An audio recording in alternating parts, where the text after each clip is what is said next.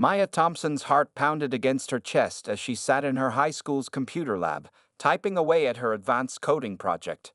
The afternoon sun streamed through the windows of Southside High School in Chicago, casting long shadows across the empty room. At 18, she was already known as the school's computer genius, though few understood the true extent of her abilities. The sound of heavy footsteps echoing down the hallway caught her attention. Before she could react, the computer lab's door burst open. 4 FBI agents in dark suits stormed in, their badges gleaming under the fluorescent lights. Maya Thompson, the lead agent, called out, his voice stern and authoritative. "Please step away from the computer." Maya's fingers froze over the keyboard.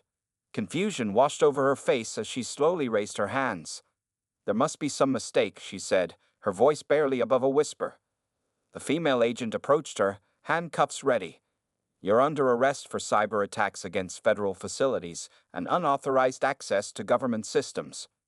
The words hit Maya like a physical blow. She knew exactly why they were really there, but she couldn't say a word about it. Her real work, her secret work, had to remain hidden, even now. Down the hall, Mrs. Garcia, Maya's favorite teacher, heard the commotion and rushed to the lab. She arrived just in time to see her star student being handcuffed. "What's going on? There must be some mistake. Maya is our best student." "Please step back, ma'am," one of the agents warned, creating a barrier between the teacher and Maya. Maya's mind raced as they led her through the school hallways. Students and teachers emerged from their classrooms, watching in shock as the straightest student was escorted out by federal agents. Whispers and gasps followed her all the way to the parking lot. At home, Maya's mother, Denise Thompson, was preparing dinner when her phone rang. The call made her drop the pot she was holding, sending it crashing to the floor. 20 minutes later, she rushed into the federal building downtown, her nurse's scrubs still on from her hospital shift. "Where is my daughter?" she demanded at the front desk, her voice shaking with fear and anger. "I want to see Maya right now." The booking process seemed to take forever. Maya sat in a cold interrogation room, her school backpack confiscated, her phone taken away. The investigators fired question after question at her about computer systems she had supposedly hacked, about security protocols she had allegedly broken. "I can't answer these questions," Maya repeated, knowing that every word she spoke could compromise her actual mission. Her CIA handler had warned her about situations like this, but they never thought it would really happen. Where was Agent Sarah Chen now, when Maya needed her most? The evidence they presented looked convincing. IP addresses traced to computers she had used, timestamps that matched her school schedule, code that resembled her programming style. Someone had gone to great lengths to frame her, and they had done a masterful job. A public defender arrived, a tired-looking man named Mr. Roberts, who seemed more interested in making a deal than listening to Maya's protests of innocence. "The evidence is pretty strong," he said, flipping through the case file. "If you cooperate now, we might be able to get a lighter sentence." "I'm not taking any deal," Maya insisted, her voice firm despite her fear. "I'm innocent." By nightfall, Maya found herself in a holding cell, still in her school clothes, jeans, sneakers, and her favorite NASA t-shirt. Through the small window, she could see her mother arguing with the officials, demanding answers, refusing to leave without her daughter. The reality of her situation began to sink in. Her CIA clearance meant she couldn't reveal her true role, even to save herself. The youth program she was part of was too sensitive, too important to compromise. But as she sat on the cold bench, watching her mother's desperate attempts to reach her, Maya wondered if keeping that secret was worth destroying both their lives. That night, as she lay on the hard cell bed, Maya Thompson, high school senior, secret CIA analyst, and now accused cybercriminal, made a decision. She would find a way to prove her innocence without compromising national security. She had to, because somewhere out there, the real criminals were probably celebrating their perfect frame-up of an 18-year-old black girl who nobody would believe could be anything more than what they saw on the surface. Little did they know, they had just made the biggest mistake of their lives. 3 months before her arrest, Maya sat in a secret underground facility, watching her CIA handler, Agent Sarah Chen, demonstrate advanced cybersecurity protocols. The memory felt like a distant dream now as she sat in her jail cell, waiting for her preliminary hearing. "Your next assignment is crucial," Agent Chen had told her that day, sliding a classified folder across the steel table. "We've detected unusual patterns in government systems. Someone's testing our defenses, and we need your fresh perspective to catch them." Maya had been recruited at 16 after winning a national coding competition. The CIA's Youth Talent Initiative was so classified that even its existence was denied. They had chosen her not just for her skills, but for her ability to blend in. Who would suspect a black teenage girl from Chicago's South Side of being a government analyst? Now, sitting in her orange jumpsuit, Maya struggled to understand why Agent Chen had disappeared. All her emergency contacts had gone dark. It was as if the entire program had vanished overnight, leaving her to face the consequences alone. Her mother visited daily, bringing fresh clothes and worry in her eyes. Today was no different. "Baby, please." Denise Thompson begged through the visitor's glass. "If you're involved in something, just tell them. They might go easier on you." Maya pressed her hand against the glass, matching her mother's. "Mom, trust me. I'm not what they think I am. I just need time." The truth burned in her throat. How could she explain that she'd spent 2 years working in a classified facility beneath a mundane office building in downtown Chicago? That while her classmates thought she was at coding club, she was actually helping protect national security. Her cellmate, a woman named Teresa, watched Maya with curiosity. "You don't seem like the typical hacker they bring in here," she observed one night. Maya just smiled sadly. If only they knew she was the one who had helped design the very systems she was accused of attacking. During her daily hour in the prison library, Maya carefully reviewed redacted news articles about recent cyber attacks. She recognized the pattern. The same group she'd been tracking before her arrest was still active. They hadn't just framed her, they'd eliminated one of the few people who could spot their technique. One afternoon, her new lawyer, paid for with her mother's savings, visited with more bad news. "The prosecution has your digital fingerprints all over these attacks," Mr. Jackson explained, spreading papers on the table.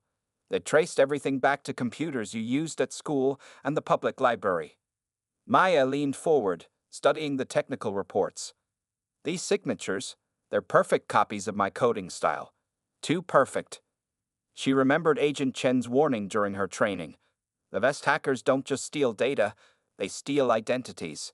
They learn to think like their targets, code like them, become them. That night, lying on her bunk, Maya recalled the hidden features she built into her work for the CIA. Every analyst had their own secret marker, a way to prove their identity in crisis situations. Hers was buried deep in her code, a mathematical sequence based on her favorite jazz music. If she could just get access to a computer, she could prove these attacks weren't her work. The copycats wouldn't know about her personal signature, but requesting computer access while facing cybercrime charges seemed impossible. More pressing was her growing fear for her mother. Denise Thompson had already lost her husband to cancer years ago. Now she was losing her savings to legal fees and her health to constant worry. Maya could see the toll it was taking every time her mother visited. In the shower block, Maya overheard other inmates whispering about her case. The news had painted her as another troubled teen turned cyber terrorist. Some believed she was working for foreign governments. Others thought she was just trying to prove something. None of them imagined the truth. As she returned to her cell that evening, Maya noticed a small origami crane on her pillow. Unfolding it carefully, she found a message written in Agent Chen's distinctive handwriting. Protocol 7-93. Hold steady. For the first time since her arrest, Maya felt a glimmer of hope.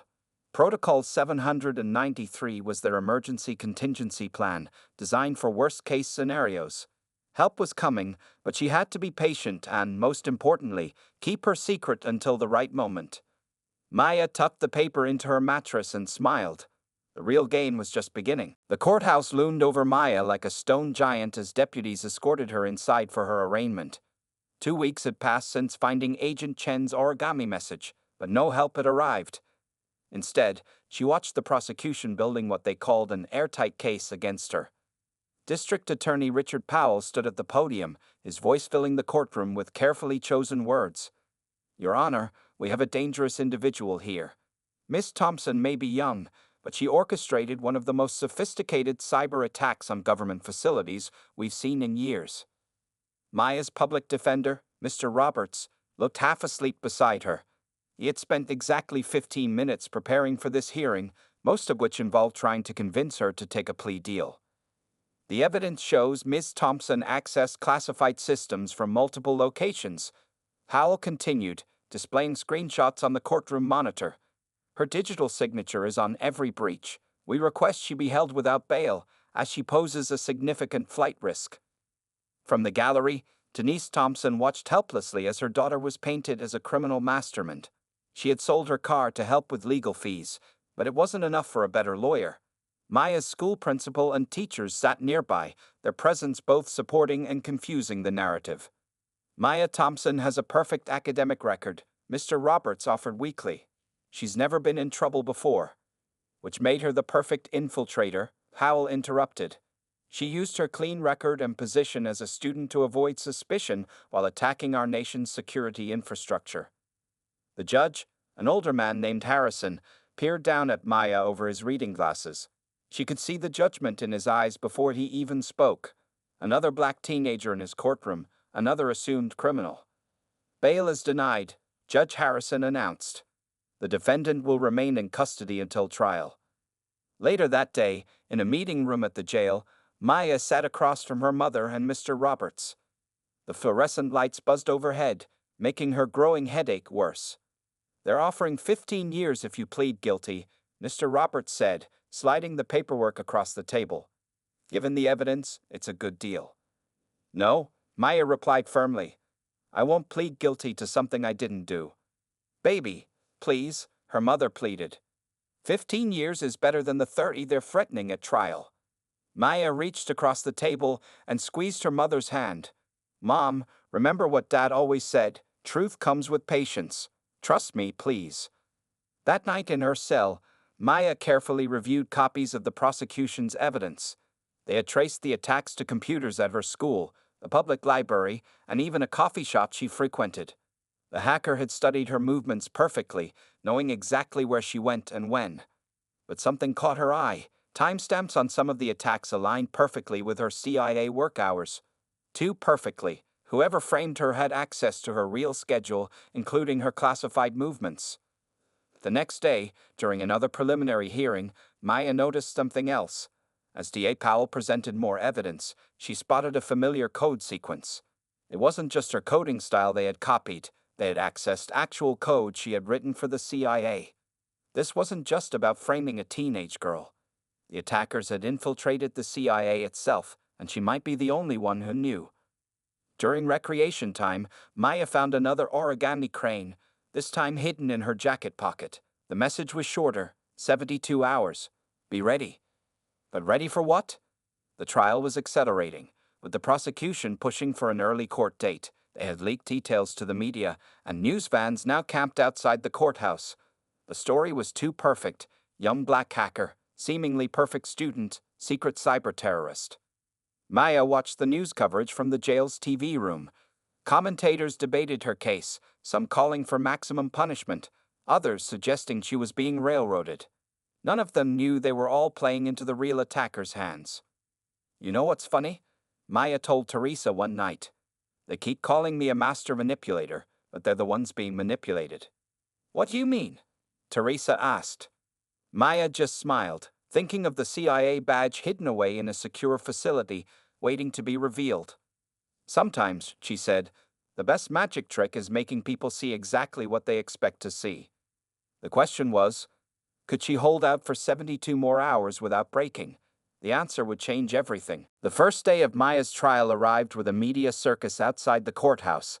Camera crews lined the steps, and reporters shouted questions as officers led her past them in handcuffs. Despite everything, Maya walked with her head high, her school blazer draped over her orange jumpsuit, a last-minute allowance from a sympathetic guard. Inside the courtroom, District Attorney Powell arranged his papers with practiced precision. The jury, mostly middle-aged and white, filed in, some already giving Maya suspicious glances. Only one juror, a young black woman who worked in tech, seemed to look at her with something other than presumed guilt. Ladies and gentlemen, Howell began his opening statement, pacing before the jury box. The defendant before you may look like an ordinary teenager, but appearances can be deceiving. Over the next few days, we will prove that Maya Thompson orchestrated a sophisticated cyber attack that threatened our national security.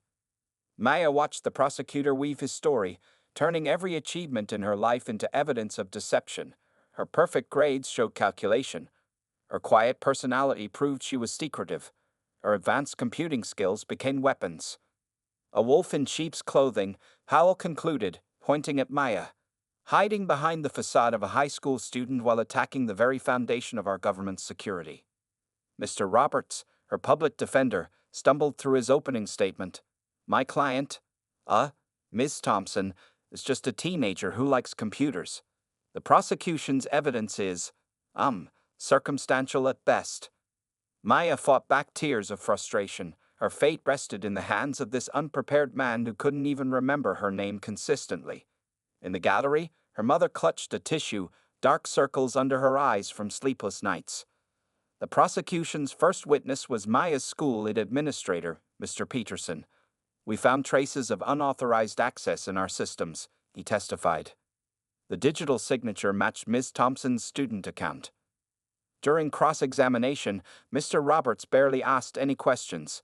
He didn't know enough about technology to challenge the testimony. Maya scribbled notes frantically, trying to point out the flaws in the evidence, but her lawyer waved them away. Trust me, he whispered. Just stay quiet and look innocent. The second witness was an FBI cybercrimes expert who displayed complex diagrams of the attacks. Maya recognized the pattern immediately. It was nearly identical to a foreign hacking group she'd been tracking for the CIA. But she remained silent, bound by her oath of secrecy. During the lunch break, Maya sat alone in a holding cell, counting down the hours according to Agent Chen's message. Only 24 remained. Whatever was supposed to happen needed to happen soon. The afternoon brought testimony from a coffee shop owner who remembered Maya using their Wi-Fi. She would sit there for hours with her laptop, the woman said. Always typing, very focused. Now I know what she was really doing. Maya wanted to scream that she had been doing homework, writing college essays, chatting with friends. But the prosecution had transformed every normal teenage activity into evidence of crimes. Near the end of the day, Howell played his strongest card, surveillance footage showing Maya entering government buildings on multiple occasions. Of course, these were her legitimate visits to the CIA facility, but without that context, they appeared suspicious. How did a high school student gain access to these secure locations? Howell asked rhetorically. The answer is clear. She had already compromised their security systems. The jury members nodded, writing notes. Maya saw their expressions hardening against her. Even the young black woman looked uncertain now. As guards prepared to take her back to jail, Maya noticed a familiar face slip into the back of the courtroom. A woman in a business suit, Agent Chen. But when she looked again, the woman was gone. That night, in her cell, Maya found a final origami crane. The message inside made her heart race. Tomorrow, when they break for lunch, be prepared for anything. Maya lay on her bunk, mind racing. She thought about her father, who had always taught her to stand up for the truth, no matter the cost. She thought about her mother, sacrificing everything to help her. She thought about Agent Chen and the CIA, and the real criminals who were still out there, probably watching her trial with amusement. Tomorrow would change everything. Maya just had to hold on for a few more hours, keeping her biggest secret until exactly the right moment. As she drifted off to sleep, she smiled slightly. The prosecution thought they had all the surprises. They had no idea what was coming. The real show was about to begin. The second day of the trial started with a suffocating tension in the courtroom. Maya sat straighter than usual, her eyes constantly scanning the crowd. Something was different about her today. A quiet confidence that made even D.A. Powell pause mid-sentence during his morning arguments. The prosecution called their star witness, Dr. Marcus Chen, a government cybersecurity expert with no relation to Maya's CIA handler. As he took the stand, Maya noticed his Department of Defense credentials and realized with growing horror that he was about to unknowingly expose parts of her actual CIA work. The attack patterns we discovered, Dr. Chen explained, displaying complex diagrams, show an intimate knowledge of our security systems. The perpetrator understood our protocols at a level that should have been impossible for an outsider. Maya's hands trembled under the defense table. Of course, she understood the protocols. She had helped design some of them. Each word from Dr. Chen's testimony brought her closer to exposure, but not in the way she needed. During a brief recess, Maya's mother managed to speak to her in the hallway under the guard's supervision. "Something's wrong," Denise Thompson whispered, seeing the distress in her daughter's eyes. "What aren't you telling me?" Maya hugged her mother tightly. "Mom, whatever happens next, remember I did everything for the right reasons." Back in session, Dr. Chen began describing a particular code sequence that made Maya's blood run cold. It was her actual CIA work, but presented as evidence of the attack. The real hackers had stolen her legitimate code and twisted it. Looking at the courtroom clock, Maya realized it was almost lunch break. Agent Chen's message had promised something would happen, but what? The judge was already shuffling his papers, preparing to dismiss for lunch. In that moment, Maya made a decision that would change everything. She couldn't wait any longer. Breaking her 2 years of silence and every protocol she'd been taught, she stood up. "Your Honor," she called out, her voice stronger than she expected. "I need to address the court." Mr. Roberts tried to pull her back down. "Maya, don't." "Miss Thompson, sit down," Judge Harrison ordered, but Maya remained standing. "Dr. Chen is describing code that I wrote," she announced, "but not as part of any attack. I wrote it for." Suddenly, the courtroom doors burst open. 2 U.S. Marshals entered, followed by a familiar face, Agent Sarah Chen, wearing her full CIA credentials. But before she could reach Maya, the judge banged his gavel. "What is the meaning of this interruption?" he demanded. Maya locked eyes with Agent Chen across the room. The older woman gave an almost imperceptible nod. This was it, the moment to break protocol completely. "Your Honor," Maya said, her heart pounding, "I need to submit new evidence. Evidence that will prove my innocence and expose a much bigger threat to national security." D.A. Powell jumped to his feet. "Objection. This is highly irregular." "So is prosecuting one of our own analysts," Agent Chen called out, striding forward. The courtroom erupted in whispers. Maya watched her mother's face transform from confusion to shock as Agent Chen approached the bench, displaying her CIA credentials to the judge. The marshals took positions by the doors, securing the room. "This court session needs to be immediately classified," Agent Chen announced. "What I'm about to reveal involves matters of national security." Judge Harrison studied the credentials carefully, his face growing pale. "Clear the courtroom," he ordered. "Everyone except essential personnel and the defendant's mother." As the spectators filed out, Maya finally felt the weight of secrecy lifting. She watched the prosecutors huddling in confusion, Dr. Chen reviewing his notes with new understanding, and her mother sitting in stunned silence. "Before we proceed," Agent Chen said, placing a thick folder on the judge's bench, "I should inform the court that Maya Thompson has been working for the Central Intelligence Agency since she was 16. Everything you're about to learn is classified at the highest levels." Maya sat down, emotionally exhausted but relieved. She had broken almost every rule in the CIA handbook today, but sometimes protecting the truth meant breaking protocol.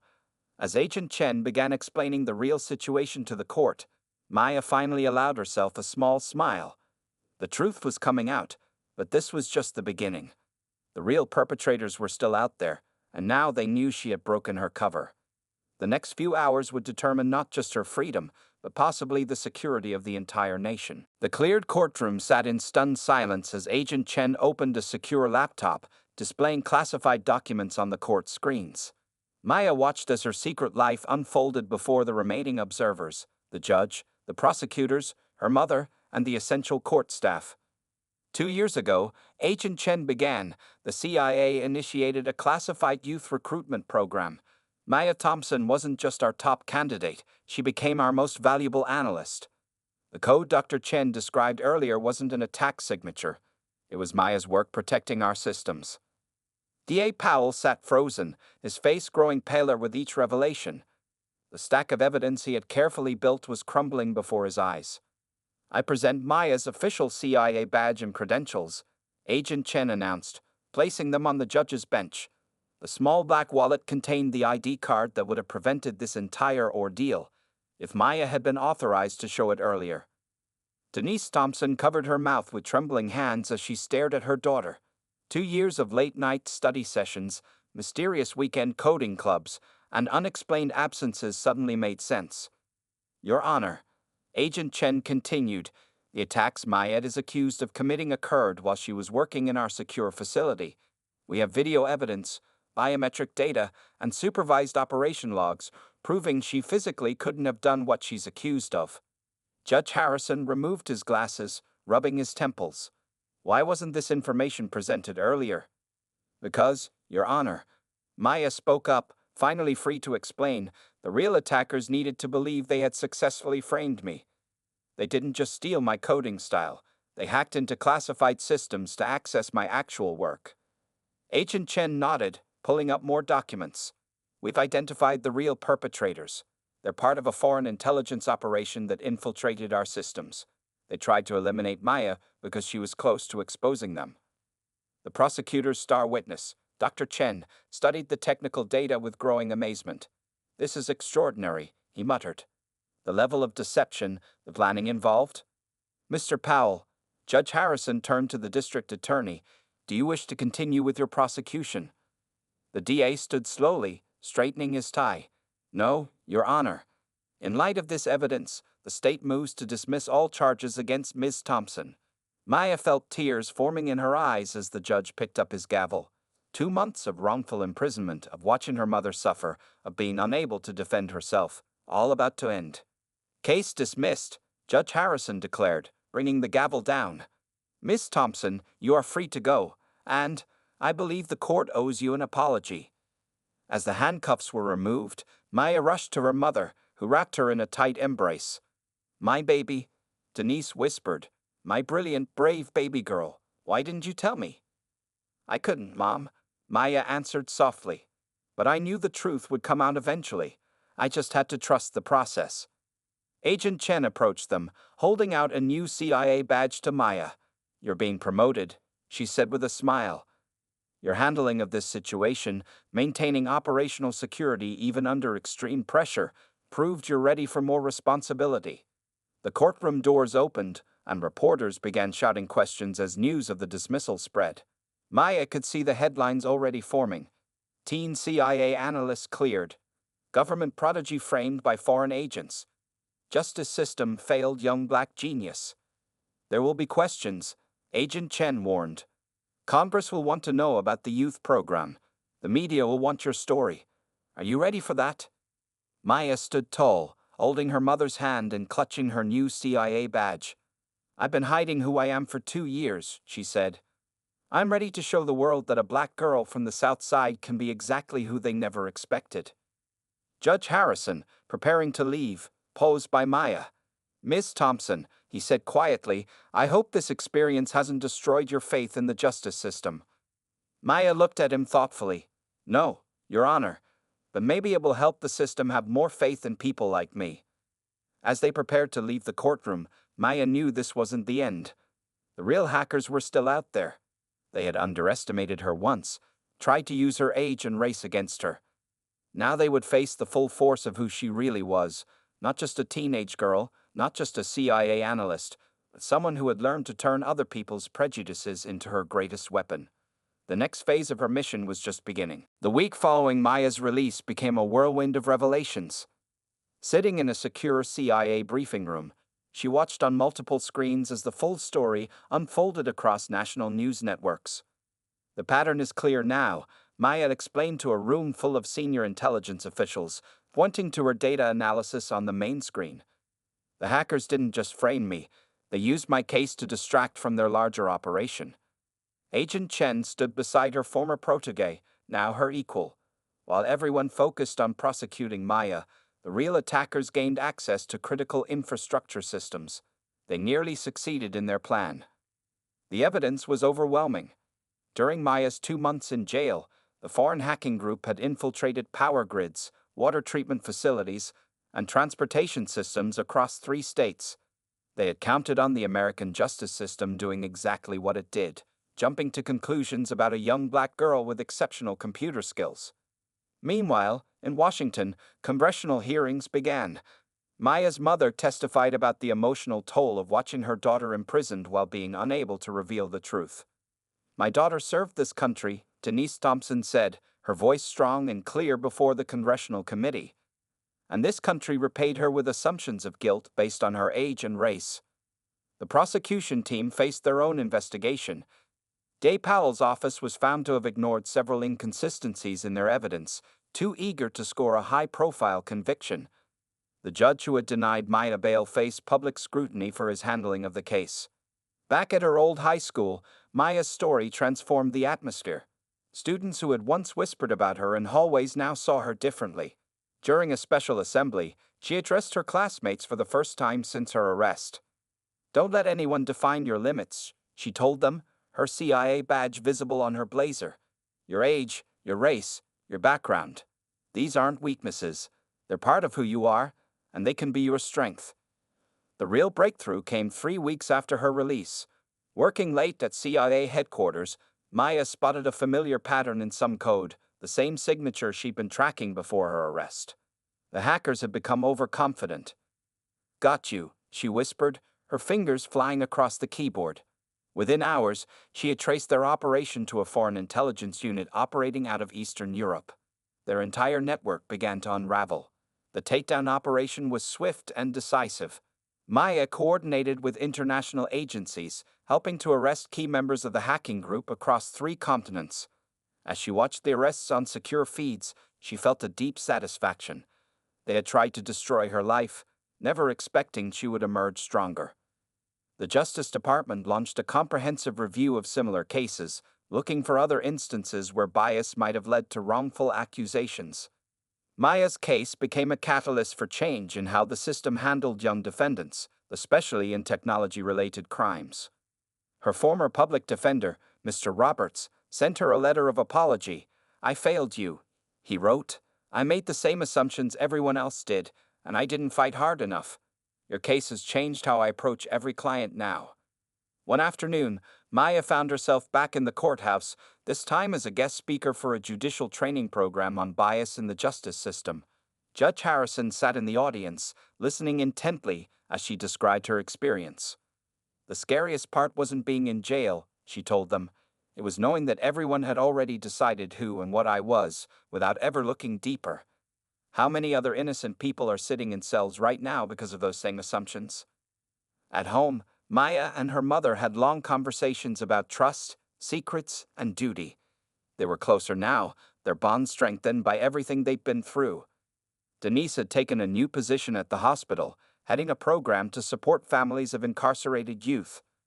"You know what's funny?" Maya said one evening, helping her mother with dinner. "They thought putting me in jail would stop me from protecting our country. Instead, it helped me expose an entire enemy operation." The CIA launched an internal review of its youth recruitment program, implementing new protections for young operatives. Maya's case led to better protocols for protecting undercover agents, especially those who might face systemic bias. As summer approached, Maya prepared to start her official career with the CIA, no longer hiding who she was. She had learned that sometimes the greatest power comes not from keeping secrets, but from revealing the truth at exactly the right moment. The girl they had tried to silence had found her voice, and she intended to use it. 1 year after her release, Maya Thompson stood at a podium in front of a diverse group of high school students at a national technology conference. Her CIA badge glinted under the lights as she addressed the young faces looking up at her with admiration. "When I was your age," she began, a small smile playing on her lips, "I had to hide who I really was. Today, I'm here to tell you that your unique perspective, your background, your identity, these are gifts that can change the world." The auditorium was packed with students from across the country, many of them young people of color who saw themselves in Maya's story. In the front row, her mother sat proudly, wearing her new business suit. Denise Thompson had become an advocate for justice system reform, using her daughter's story to push for change. After her speech, Maya headed to her new office at the CIA's Cyber Division, where she now led a team of young analysts. Her department had been nicknamed Thompson's Tigers. a group of diverse recruits who brought fresh perspectives to national security.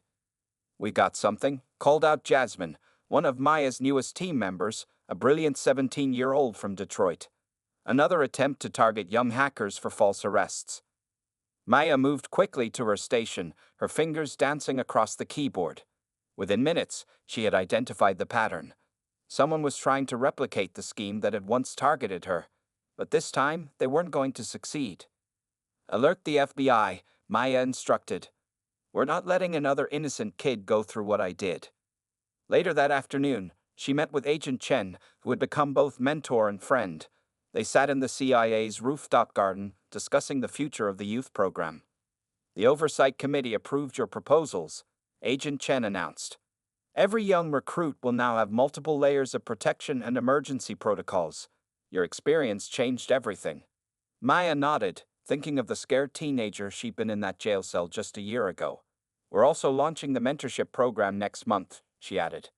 "Connecting young tech talents with senior agents, especially kids who might not see themselves in this field." At home that evening, Maya helped her mother prepare for a speaking engagement at a national civil rights conference. Denise had become a powerful voice for change, combining her healthcare experience with advocacy for justice reform. "Sometimes I still can't believe it," Denise said, sorting through her notes. "My daughter, the CIA analyst who changed the system from the inside out." Maya laughed, retrieving her old NASA t-shirt from the drawer, the same one she'd worn the day of her arrest. She kept it as a reminder. "We're just getting started, Mom. There's so much more work to do." The next morning, Maya led a classified briefing for new FBI cybercrime units, teaching them to look beyond stereotypes and easy assumptions. Her case had become required studying material at the FBI Academy. "The best hackers aren't always who you expect," she told them. "Sometimes they're the ones you're quick to blame. Sometimes they're the ones protecting you without you knowing it." During her lunch break, Maya visited her old high school, where she now ran a coding club for girls interested in cybersecurity. The classroom was full of eager faces, many of them reminded of their own potential by Maya's story. "Miss Thompson," one student asked, "weren't you scared when they arrested you?" Maya considered the question carefully. "I was scared," she admitted, "but I knew the truth would come out eventually. Sometimes the hardest part of being different is waiting for the world to catch up to who you really are." As she drove home that evening, Maya passed the courthouse where she'd once stood trial. The building looked different now, less intimidating, more like a place where justice was possible, if not always perfect. Her phone buzzed with a message from Agent Chen. "New mission briefing tomorrow. Ready to change the world again?" Maya smiled, thinking of all the young lives she could help shape, all the systems she could help improve, all the barriers she could help break down. Her wrongful arrest had nearly destroyed her, but instead, it had given her a platform to create real change. "Always ready," she texted back. That night, as Maya worked on her latest security protocol, she glanced at the framed newspaper article on her wall. The headline read, "From accused hacker to CIA pioneer, Maya Thompson's journey changes American justice." She had become more than just a CIA analyst. She was living proof that sometimes the most powerful weapon against injustice was success itself, and she was just getting started. The end.